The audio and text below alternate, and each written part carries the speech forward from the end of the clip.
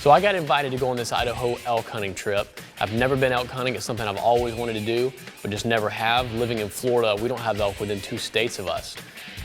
So I've always thought about it, always dreamed about it, and being invited to go on this trip, I tell you what, they didn't have to ask me twice. This trip was going to be mid-September, and apparently right smack dab in the middle of the rut. We got word from the outfitter that bulls were already starting to bugle, and we were pumped. So the first morning on this trip, it was a beautiful morning, a little bit windy on top of these ridges, but right off the bat we started hearing some bulls bugle.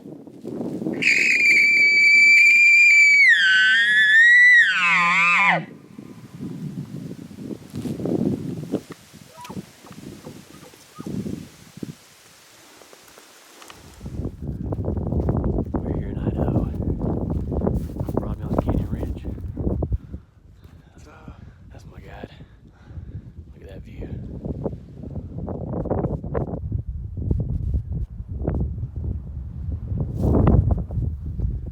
Sun's just coming up. All right, it's our first morning in Idaho. Elk hunting is my first elk hunt. We're trying to get it done. We've got 3 different bulls bugling in 3 different directions. They're all about a half mile away. So we're trying to figure out how to make a move on them. Beautiful morning. You guys stay tuned. It's gonna happen eventually. I can feel it. This is my guide, Woody, right over there. I told him he needs to be a little more sexy with his calling. That's right. Get it on. Gotta get it on, you gotta make him believe it. Y'all stay tuned.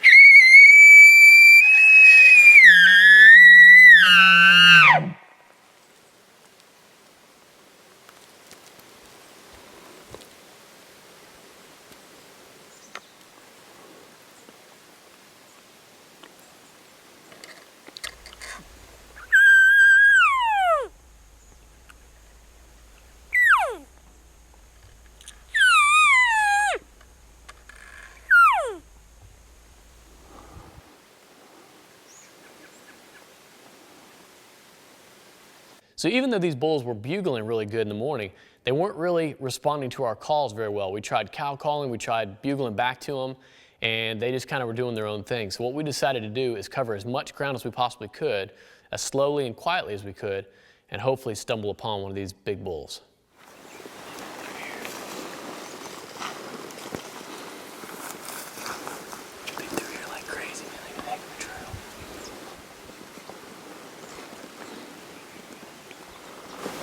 Smell them.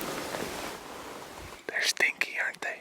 Oh, it smells good. So we ended up covering a lot of ground that morning. Didn't end up closing the deal on any elk. We did see some elk, some big bulls, but they saw us before we saw them, and before we could even get a chance to get the camera up, they were gone. So we decided to take a rest, go back to the lodge, have a nice lunch, take a nap, and go back out that afternoon.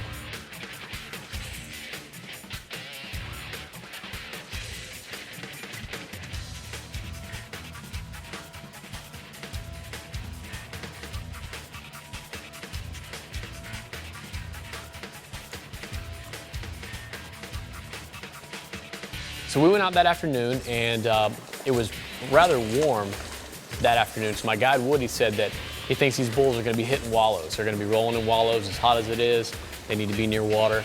And so we figured we would hit some wallows, see if we could locate some bulls. We got a heck of a wallow right here. And it looks like a big bull hit this morning. We can see where the water's all stirred up and murky. We can actually see his wet tracks walking up the hill. So sure enough, we came around the corner, I think the second wallow that we checked, and there was 2 bulls had just hit the wallow. They were standing out in the open. Luckily, they did not see us, but it was about 300 or 400 yards between us and them of nothing but about 1.5 foot tall brush. And Woody said, get down, if we're gonna make this happen, we got to spot and stalk to him. And I tell you, carrying a bow in one hand, crawling on your hands and knees 200 or 300 yards in a 1.5 foot tall thorn bushes was probably the hardest spot and stalk that I've ever done.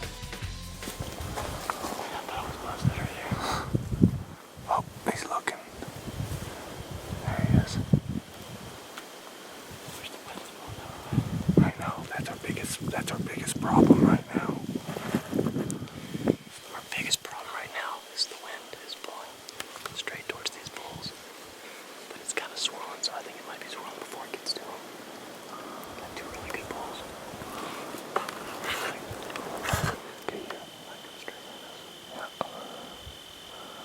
Okay, we're gonna wait for a good shot, okay? I'm gonna give you a range. I'll tell you when, okay? I'm just letting this thing play.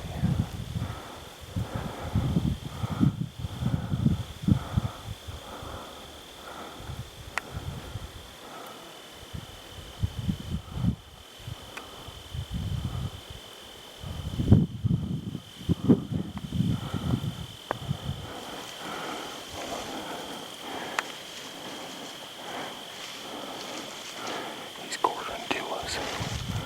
Don't move. At this point, this bull is raking this tree, showing some awesome rutting activity right in front of us. My heart is just beating about a mile a minute, trying to keep everything under control. And when he would rake, we would just move about 6 inches at a time, just trying to inch our way into a perfect bow shot.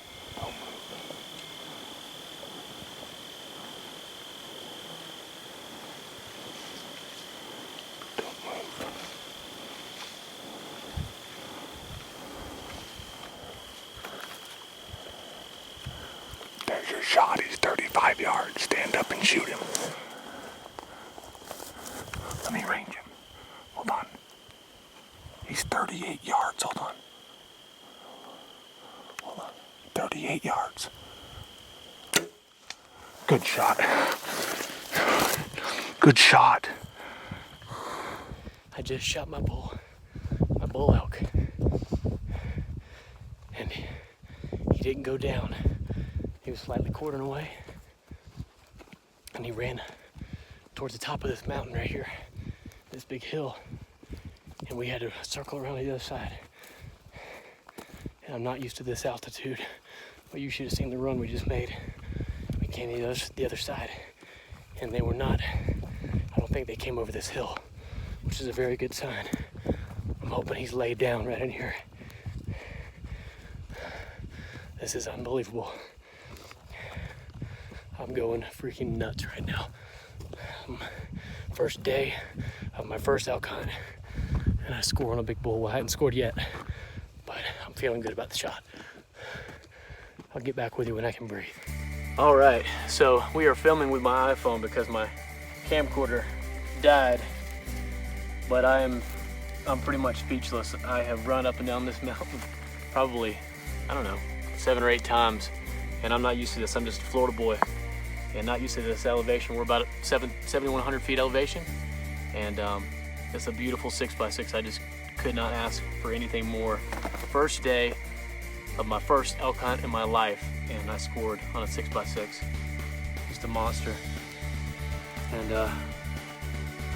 And we're shooting with the iPhone. We're doing what we gotta do. And here he is, man. He's got some awesome mass. He probably weighs about 800 pounds. Just a monster of an animal. And I'm gonna be eating good for the next year or so. So I'm just so excited, I'm beyond words. I just had no idea how tough they are. They are so tough, a lot tougher than a white-tailed deer. What I'm used to, hunting in Florida. And I tell you what, this elevation has got me whipped. I was not prepared for that. I've trained my heart out, but you cannot train for this elevation without elevation. So where we got him down, he's a big 6x6, and we're out here at Broadmouth Canyon Ranch, and I don't even know where we're at. I think we're somewhere near Blackfoot, Idaho, but we're in the middle of nowhere, and my guide Woody, he put me on it. He is the best guide I've ever had. I've had some guides, and he is a hustler. He does not mess around. But this is a tough animal, and I'm in disbelief at how tough this animal is, how tough of a hunt that was, and how rewarding it is to have him here in front of me and have all this delicious meat, the sacred protein. I mean, he has got some mass. This is the biggest antlered animal by far that I've ever harvested. So thank God, just praise to God. This is so awesome. I'm ecstatic.